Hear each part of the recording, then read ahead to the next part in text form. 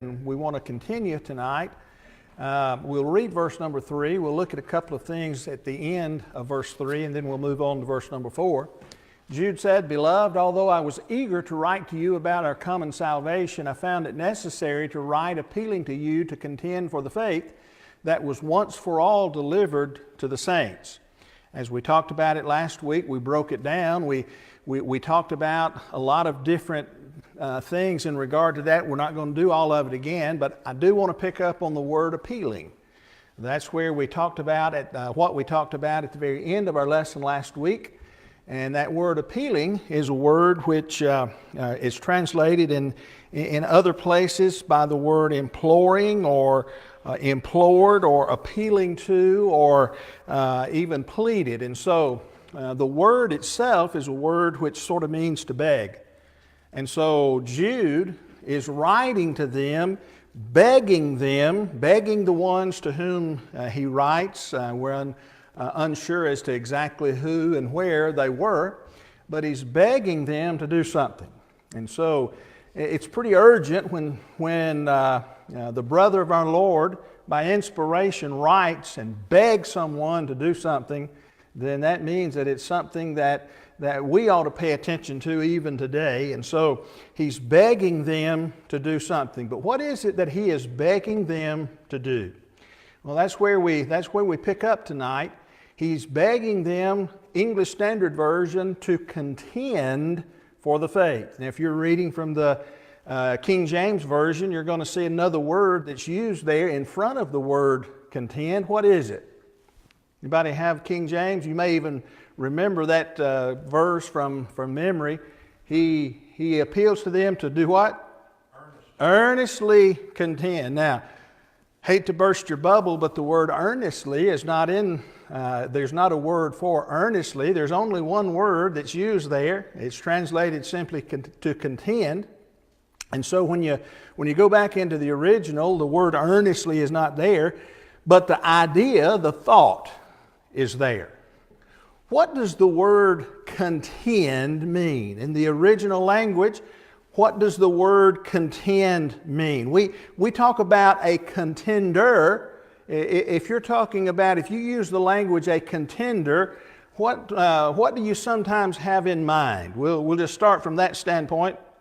A fight, okay? A contender is someone who is one of the participants, if you will, in a boxing match or a wrestling match. And that's what we have here. That's the language that is used here by Jude. It literally means to struggle for.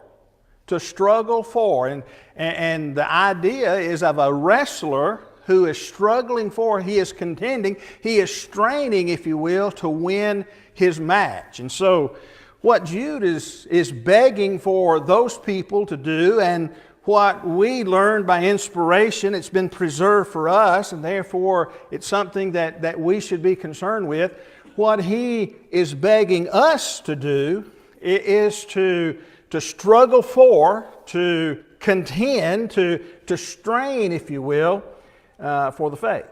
Now let me read you a paragraph from the Gospel Advocate commentary in regard to this word. And I think in our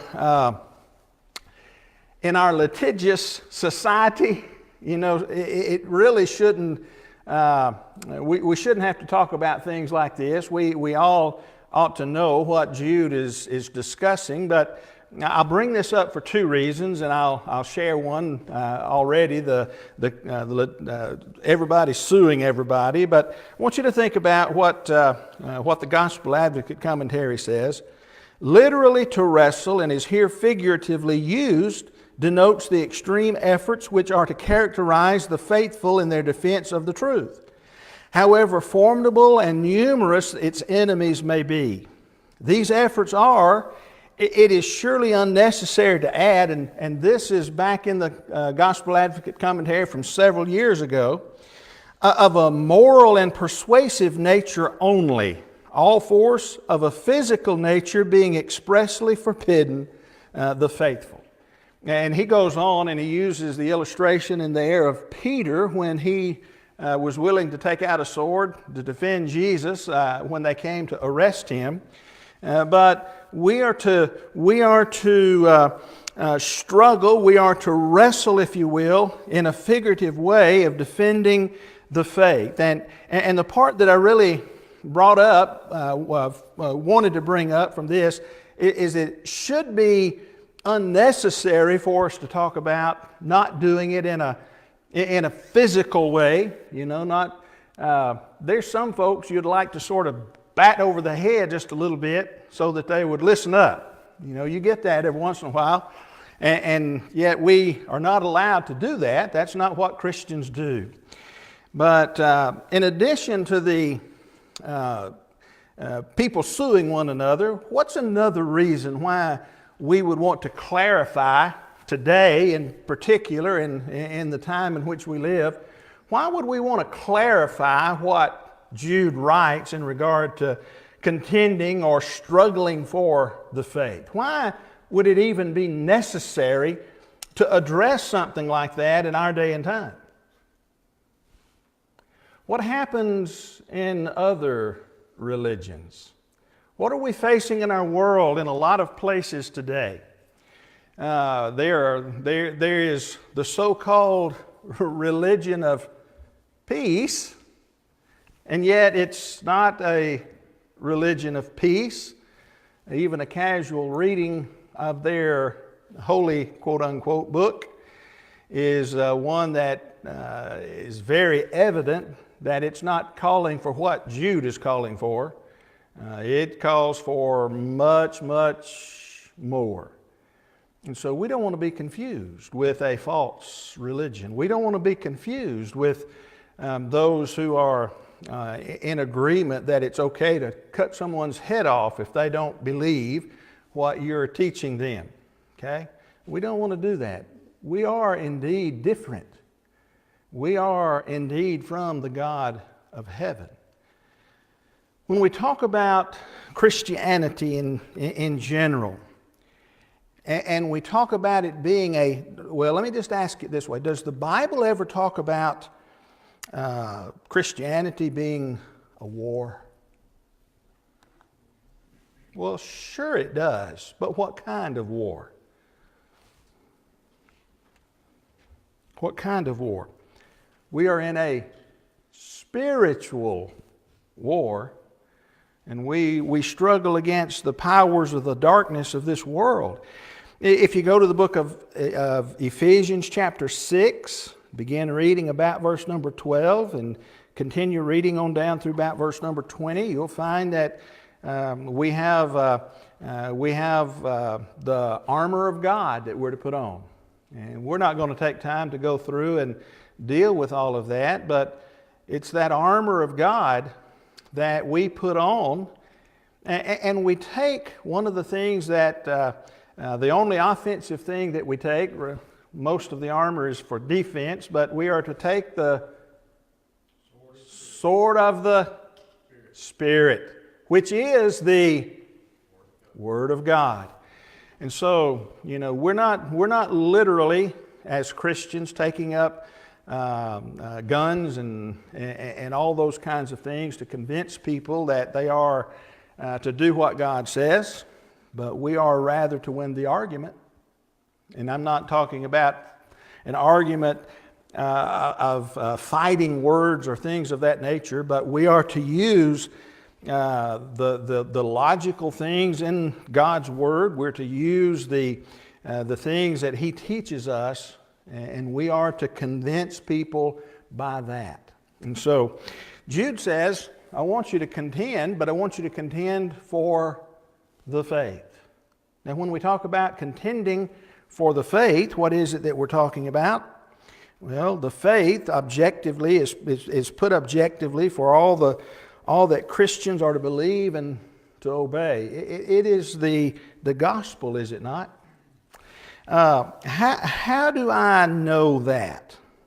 How do I know that? How do I know the faith is the gospel? Let's go to a passage, and you may want to make note of this. You may already remember it from previous studies. But go, if you will, to the book of Galatians chapter 1.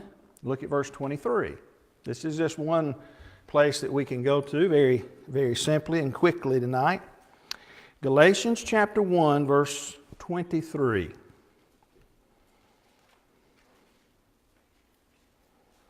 The elder were hearing it said, "He who used to persecute us is now preaching the faith he once tried to destroy." All right, some we're talking about Paul, but the passage there says Paul was preaching something.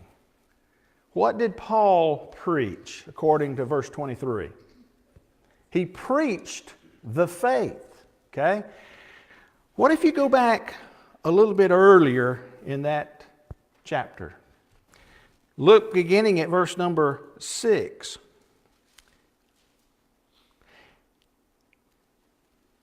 And we'll read down through verse number 9. Galatians 1, verses 6 through 9. I marvel that you are turning away so soon from him who called you in the grace of Christ to a different gospel, which is not another, but there are some who trouble you and want to pervert the gospel of Christ. But even if we or an angel from heaven preach any other gospel to you than what you have preached to, than we have preached to you, let him be accursed. As we have said before, as now said again, if anyone preaches any other gospel to you than what we have received, you have received, let him be accursed. All right. How does that correspond with verse 23? Verse 23 says Paul was preaching the faith. What do verses 6 through 9 tell us that Paul was preaching? Verses 6 through 9 said he's preaching, was he preaching two different things? Absolutely not. And so to preach the faith, by the way, if you're not seeing that, he talks about how that they distort the gospel in verse number 7. But look at verse 8. But even if we or an angel from heaven should preach to you a gospel contrary, English Standard Version, to the one we preached to you. Paul is doing the writing, is he not? And he includes not only himself, but the others who had brought the gospel to them. And so he himself says that he was preaching the gospel. And then later he says he's preaching the faith, one and the same. According to the book of Acts chapter 6 at verse number 7, we can be obedient to the faith. And so when Paul preached the gospel, then there was something that his hearers or anyone who preaches the gospel, there is something for them in the gospel that they are to obey. And so we could spend a lot of time there, but Jude says that he is appealing, he is begging folks to contend.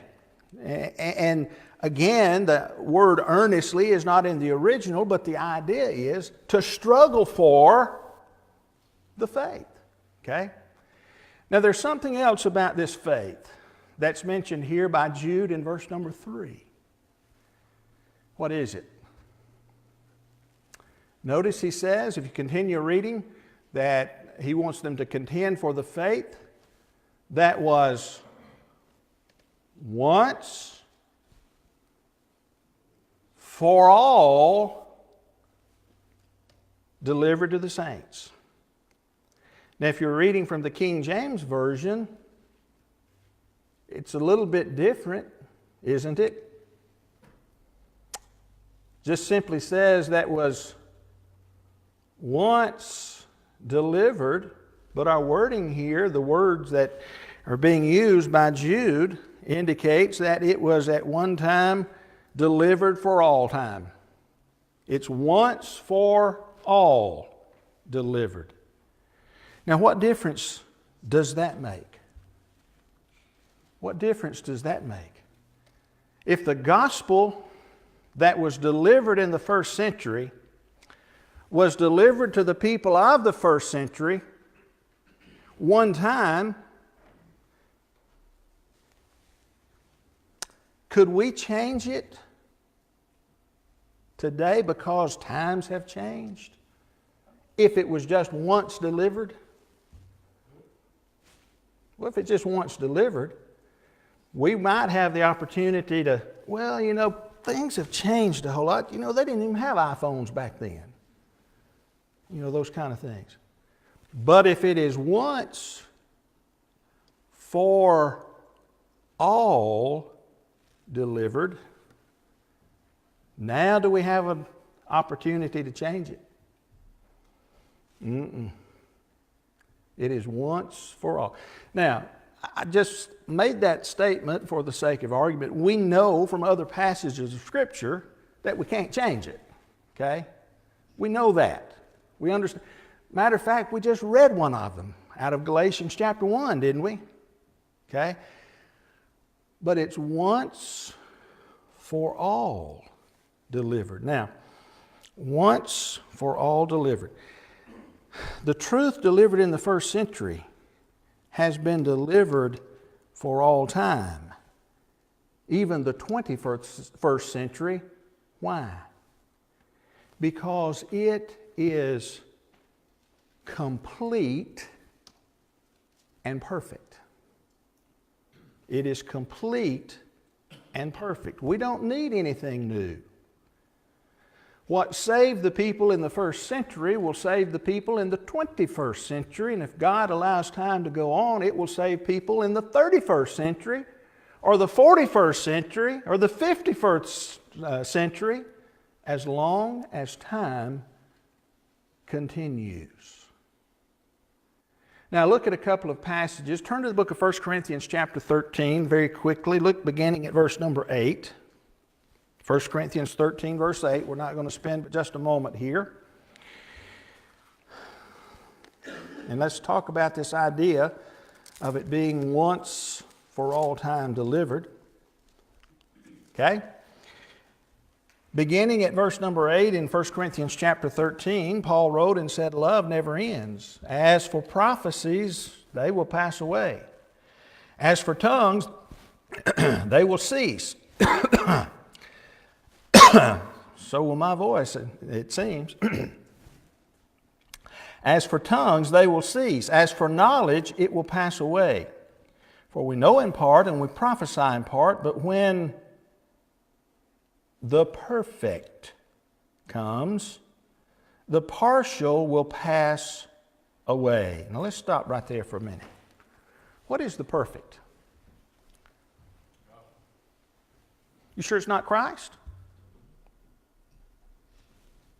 That's what a lot of religious bodies want to make it.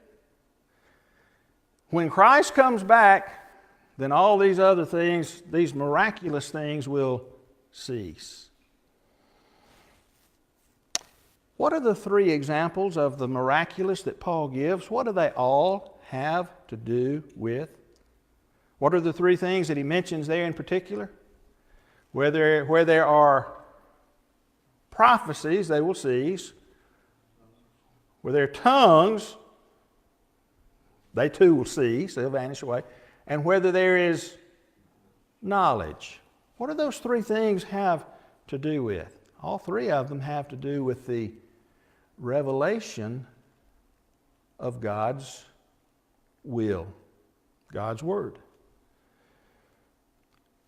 When the complete, we could go in and talk about the word perfect, when the complete is come, then that which is in part, prophecies, tongues, and knowledge, they're going to pass away. When God's Word was fully revealed, there's no need for these three things because they're only partial. We've got all of it now. And so we're not waiting on something new. Can't be waiting on something new because it was once for all time in that first century, once for all time delivered to the saints. What about in the book of Ephesians chapter 4, verses 8 through 16? Ephesians chapter 4, verses 8 through 16. Again, the Apostle Paul is the writer there, but what does he tell us in that passage? Beginning in verse 8, therefore it says, when he ascended on high, he led a host of captives. He gave gifts to men. When he ascended on high, when was that? Who ascended on high? When Christ ascended on high, when he ascended back to his Father, what did he do? Gave gifts to men. Verse 9, in saying he ascended, what does it mean? But that he has also descended into the lower regions of the earth. He who descended is the one who ascended far above all the heavens, that he might fill all things. He gave the apostles, the prophets, the evangelists, the shepherds, and teachers to equip the saints for the work of ministry, for building up the body of Christ. Now watch this next phrase in verse 13. Until we all attain something. The unity of what? What did we start out talking about in Jude verse 3? Until we attain the unity of the faith and the knowledge of the Son of God to, watch this, mature manhood, to the measure of the stature of the fullness of Christ, so that we may no longer be children tossed to and fro by the waves and carried about by every wind of doctrine, by human cunning, by craftiness and deceitful schemes. Rather, speaking the truth in love, we're to grow up in every way into Him who is the head, into Christ, from whom the whole body, joined and held together by every joint with which it is equipped, when each part is working properly, makes the body grow so that it builds itself up in love. Those things that he mentions, the apostles, the prophets, the evangelists, those were ones who were miraculously endowed with gifts in the first century. We don't have apostles running around today. We don't have prophets in the same sense that used here running around today. We do have evangelists, don't we? But we don't have the same power, miraculous power. Those things, according to Paul in 1 Corinthians, as well as here, those gifts lasted until what? We come into the unity of the faith. It doesn't mean until we all believe alike. It means when we all have the same thing to believe, the Word of God.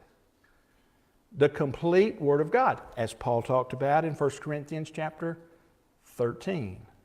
The faith that was once delivered, once for all delivered, Jude verse 3. And so we have God's Word given to us. And Jude wants us to do what? To struggle for the faith that was once delivered. Okay? Does God's Word need defending? I mean, is God not capable? Is His Word not capable of a defense of itself? But He wants us to do what? Believe it enough that we stand for it, that we teach it. One final thought here from verse number 3. The faith was once delivered for who? For some of the saints.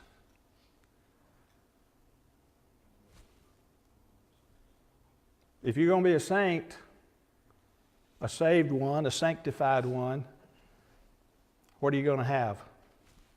The one gospel, the one faith. Why do we have so many different brands if we all have the same gospel, We all have the same faith for which we are to contend. Why do we have so many different ones? We don't have time in this particular class to deal with that in great detail, but it is a question worthy of study. Why we have so many different ones? Did God just have so many different ways that He thought that man could do it and said, okay, have at it? Don't think so. That's not what I find in my Word, my Bible. And so, why do we have so many different ones? If it wasn't God who caused it and who did it, who is it? Men. And their followers who continue to divide and divide and divide until we have so many hundreds or even thousands of different brands of Christianity. Put quotes around that. And yet Jude, a long, long time ago, said, you know what, I wanted to write to you. I was eager to write to you about the common salvation. But I had to change. And it's necessary, needful for me now to write begging you to do what? Stand for the one faith. I wonder if Jude was writing today, what he would write. If Jude was alive today, what would he say? I wonder if he would acknowledge that with so much variety, and we're just using that word sort of loosely there, with so much variety in the world today, I can't help but wonder if he would say that we have done what he begged us to do. And so, you know, as we think about it, it's something that we really, really need to pay attention to. Look at verse number 4. Moving on. Click me over one, Larry. Verse number 4. 4. He's about to give us the reason why he needed to change and write about struggling or contending for the faith. For, let's just read the verse together. Certain people have crept in unnoticed who long ago were designated for this condemnation. Ungodly people who pervert the grace of our Lord or our God into sensuality and deny our only Master and Lord, Jesus Christ. Here's the reason. Even in the first century, folks began to change what was preached and to convince others to follow after their new doctrines. You see, Jude found it necessary to write to keep people standing by the truth because people were trying to get them to change to something other than the truth and the faith. Now, who are they? Number one, he says certain people. Well, who are the certain people? He doesn't name who they are. He doesn't tell us, well, it's this group over here, that group over yonder. He doesn't say it's the Gnostics. He doesn't tell us, it's a particular man. He just says certain people. Now, if you're looking at the King James or New King James or American Standard, certain men. The word, though, is the word anthropos that's used there, which means what? Humankind.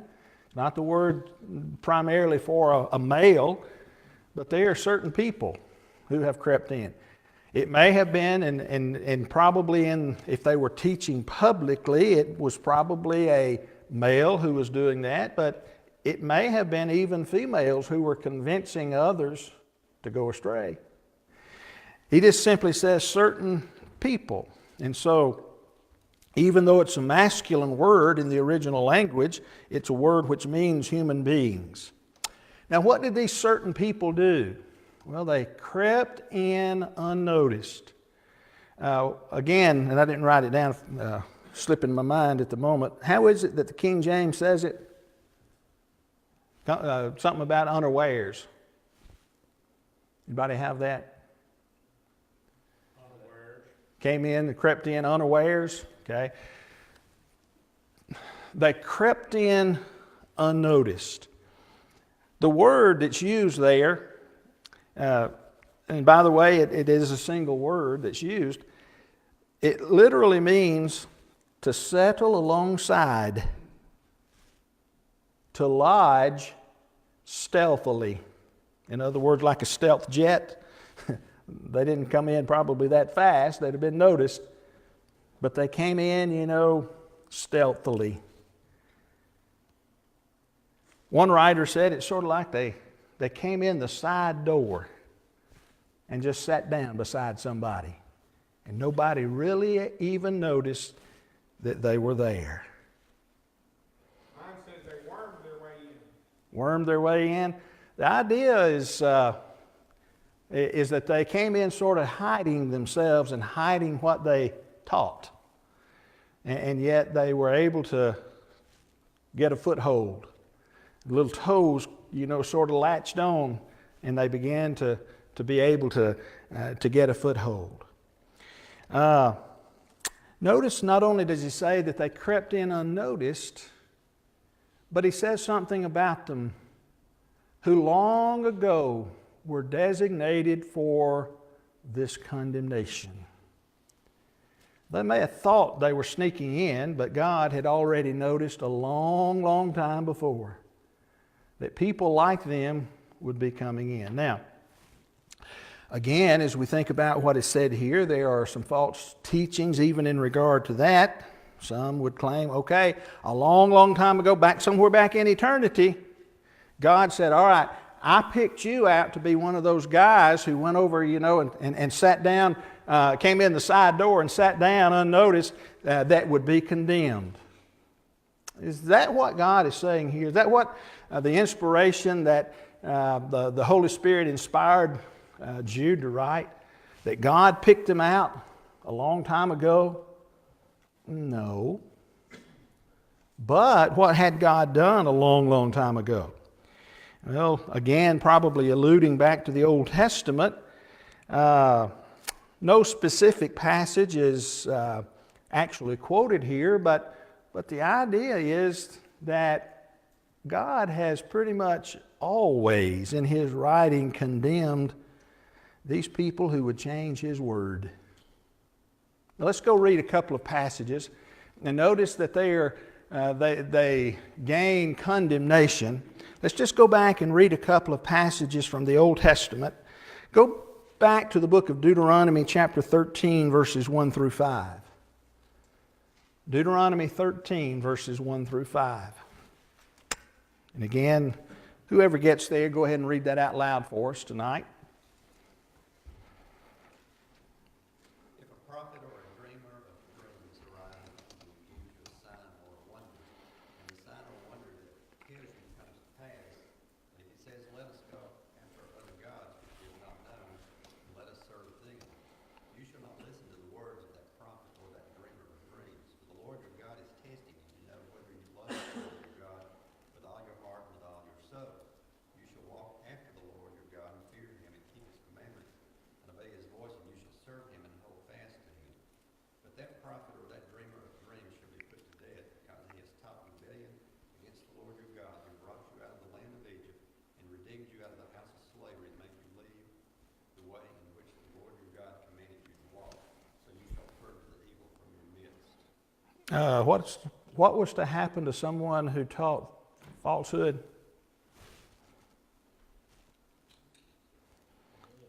Put to death, to purge the evil from their midst. Turn quickly, because we're running out of time, to Deuteronomy 18. Deuteronomy 18, just 5 chapters over, and look at verses 20 through 22. Deuteronomy 18, 20 through 22. Okay? Somebody read it. But the prophet who presumes to speak a word in my name that I have not commanded him to speak, or who speaks in the name of other gods, that same prophet shall die. And if you say in your heart, how may we know the Lord, the word that the Lord has not spoken? When a prophet speaks in the name of the Lord, the word does not come to pass or come true.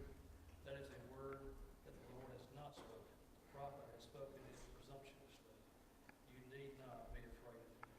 Somebody comes in trying to teach something other than what God said. What happens? What were they to do? Put him to death. And so, for certain people have crept in unnoticed who long ago were designated for this condemnation. When they come in teaching you something that's not in the faith, they may not be physically put to death, but what will happen to them when they stand before God and give account of themselves and the words that they spoke? Be much worse than just being stoned to death or something of that nature, for their condemnation will be eternal in nature. All right. It's time for us to end tonight, so we won't go ahead and get into the he calls them ungodly people. We'll talk about that. We'll talk about the perverting of grace of God and what he means by that next Wednesday night.